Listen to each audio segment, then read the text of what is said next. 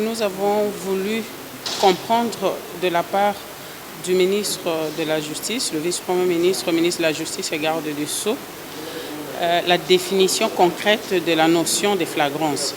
Parce que comme il a dit le flagrant délit est l'infraction qui se commet actuellement ou qui vient de se commettre.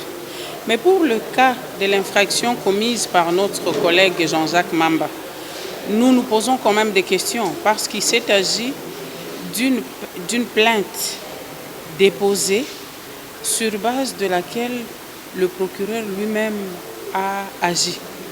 Et comment est-ce qu'après 10 jours, on peut encore parler d'une flagrance? Et en dehors de ça, nous avons quand même connu des cas de flagrance dans ce pays. C'est par exemple un député qui a été trouvé en flagrant délit de viol sur une mineure. Oui, ça peut être des cas de flagrance, mais l'arrestation de notre collègue Mamba nous a vraiment suscité beaucoup de questions. Et nous avons également voulu savoir du ministre, il est l'autorité des magistrats de parquet. Comment est-ce qu'il exerçait son pouvoir?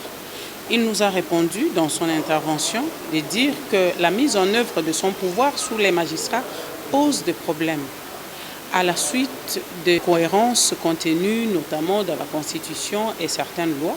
Et il en a profité pour faire un plaidoyer allant dans le sens de réviser certaines normes mal définies. Je pense que nous devons nous saisir comme législateurs, profiter de cette opportunité pour examiner les normes mal définies, les incohérences qui se constatent encore actuellement pour qu'elles puissent faire l'objet d'une révision.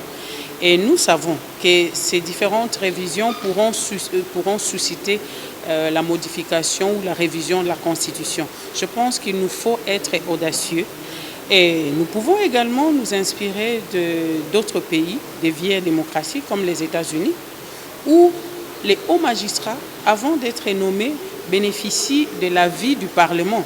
Parce que finalement, nous devons aider le ministre de la Justice à exercer son autorité, mais nous devons également contrôler les magistrats.